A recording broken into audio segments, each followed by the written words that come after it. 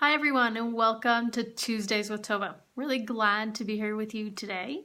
Today we're going to talk about something that has come up a lot in my sessions with my clients. It's come up with people reaching out to me in the new year, and I find that just comes up a lot, especially around the conversation with social media, which is how do I help support my daughter or my son? Right? How do I teach them as they are teenagers, getting involved in more and more things, whether it's going out with their friends,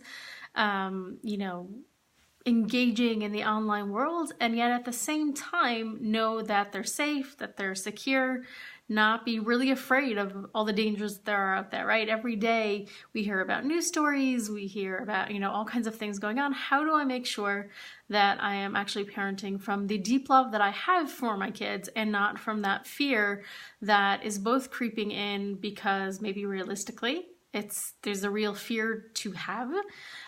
Maybe it's because if we look at media today, it's all fear-based because that's what brings ratings, right? So we never talk about the positive. But let's not, go into the media. Let's just talk about how do I create that in my own home? How do I know the difference and what can you actually do?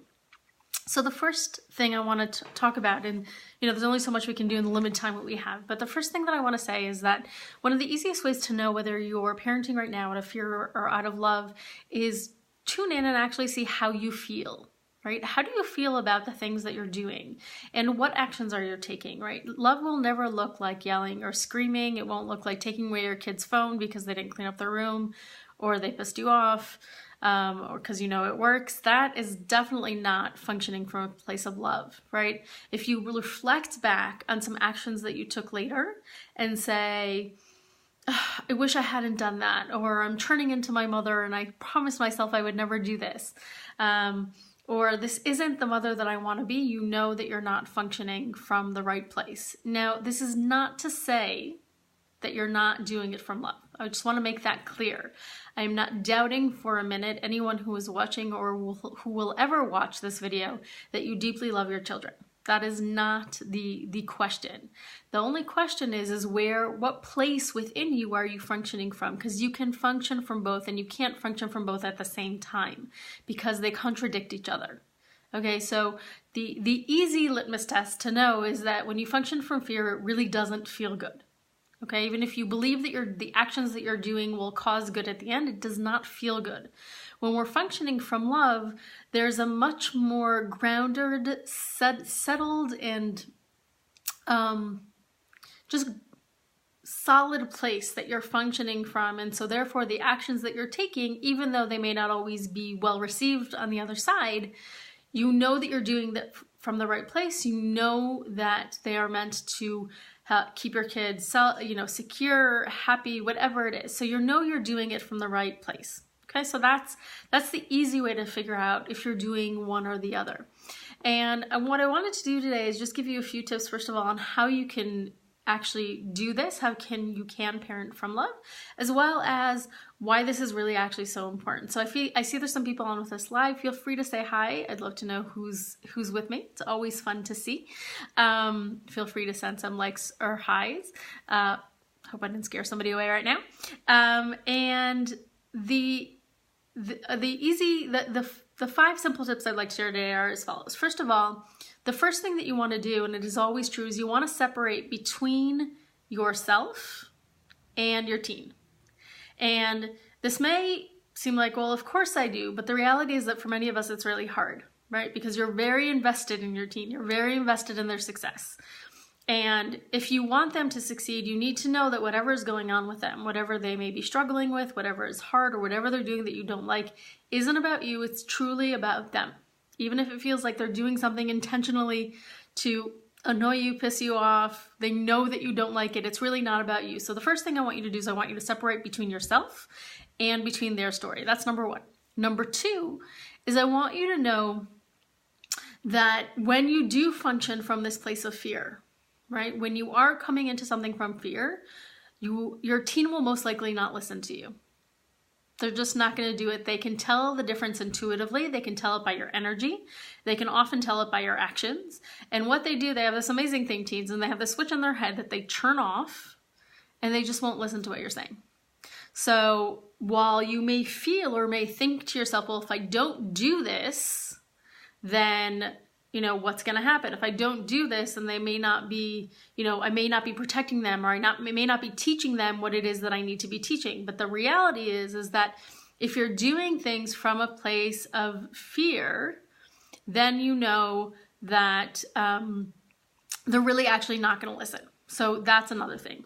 The other thing, and I've talked about this a lot, which is really important, is you want to teach your teens to make good decisions. Making good decisions is not only something that is good in the moment right now, it's not only something that will help you in the moment, you know, get out of a challenging place, but it'll help your teen long term. And if there's something that you want your teen to, if you want your teen to be successful long term, right, way past the time that they leave your house and go to college and grow up, it's making good decisions, because that is something that they're going to live with and do, you know, their whole life. So if that's something that you're interested in, I do have a special training on making good decisions. I'll put the link in on the bottom of the file when I'm done with this Facebook Live, and you can come back to it and check it out if you'd like to. It is available. It's a really, really important skill. And the other thing that I think is critical for you is to be informed. So I know lots of parents today that I talk to say to me, you know what, I was fine when I was a teenager. I figured it out. I got through it. They may be having a hard time right now, but I know it's going to be okay. I hear that a lot. And I know that it feels true to us, and it's true. When we're teens, we go through a lot of things and we do learn how to figure them out. But what I want you to know is that the world that your kids are growing up in today is very, very different than the world that we grew up in. That's just a fact. It's a different world. And the challenges that they're facing, the things that they're exposed to, they significantly younger age than we were. If it's from the social dynamics and friendships and relationships and what they look like when everybody is communicating. Oh, hi, Bo. Hi, Mian. Nice to see you. You know, if they're the way they're communicating with friendships and through apps, various apps, some you know of and some you don't, and what that means to friendships and relationships today is not the same as it was when we were teens, right? When we were teens, if you fought with your friends, you went home, you closed the door, you didn't answer the phone if you didn't want to, and everything was fine, right? Doesn't work that way today. Today it goes with them. Their struggles and their happiness go with them 24 hours a day. It's very hard to avoid and separate. And so if it's that, or if it's a 9-year-old, which I heard recently from a colleague that her 9-year-old was exposed to porn going over to a friend's, right? A friend shared it. And this is somebody who actually works with teen girls, is very aware, and is saying to herself, oh my God, I have 3 more years. I thought I had 3 more years till I had to deal with this. And here I am, and she's 9, and I have to have this conversation. So you need to know what's going on. You need to know what is different today, and what are the steps that you need, what are the proactive steps that you need to take. What I want you to hear from this is that you need to be proactive, right? Don't wait for things to happen. Don't wait for them to happen for you, because if you wait for them to happen, then you're just reacting and trying to solve a problem afterwards. It's very different if you have a conversation with your young child about the possibility of them seeing naked people online and what they should do if that happens, and that they can come talk to you, versus them seeing it, knowing that something's wrong, feeling ashamed, not knowing what to do, maybe never telling you and you not finding out, and what that does and all the implications, which we don't have time to get into today. So what I'm suggesting is that you actually become very active in knowing what it is that you need to know and how you can help your teens go through it. Why is this so important? Right? Why is it so important that you are proactive? Why is it so important that you function from a place of love versus fear? So first of all, as I said, fear doesn't work, right? Your teens will turn off, they won't listen to you, they will rebel, they'll be upset. And then the other part of it, though, is that research actually shows us that when parents that have put boundaries, set rules, and then enforce them, and not just enforce them, but enforce them with what's called logical consequences, which means your consequence is directly related to the action. So all of you guys who are taking your kids' phone away every time they do something you're unhappy with and say to me, but it works. Well, the truth is it doesn't actually work. What they learn from that is make sure that you hide and don't tell your parents what's actually happening so they don't take your phone away. And B, they just get pissed at you. So trust me, it doesn't work, even if it feels like it's temporarily working. So a logical consequence is something that is directly related to the action and then they actually learn from it. Is that those kids, when they go off to college, when they go off into the workforce, are much more successful. They're significantly less likely to engage in risky behavior, and that is alcohol, drinking, all kinds of other risky sexual behaviors. And the most important thing is that those are the kids that feel safe. They feel safe, they feel cared for, and they feel loved. And I know that that's what you want for your teens. I know that some of this can feel a little overwhelming, or you might be asking yourself, well, I know what I need to do, but I'm not really sure how to do it. I'm not sure how to make that happen. And so what I'd like to do, I'm going to put 2 links today in today's conversation. One of them will be that link to teaching your kid good decisions. So you can check that out and see if that's something that you need. It's a training that you can do on your free time whenever works for you. And the other one is for those of you who are listening today who are saying to yourself, you know what, I need some extra support. I know what I want to do. I know what I want to create, but somehow I'm getting stuck somewhere along the line.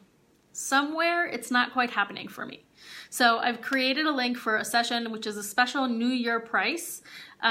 This will only be relevant for the next week. So if you want to take advantage of it, take advantage of it now, because after that, I will not be offering a session at that price. And take advantage, set a session with me. Let's talk about your unique situation, where you're at, where you're getting stuck, and how we can help you parent from love, which is what I know you want to do. So have a wonderful morning, evening, or night, depending on where you're watching from. And I look forward to seeing you again next Tuesday. Bye-bye.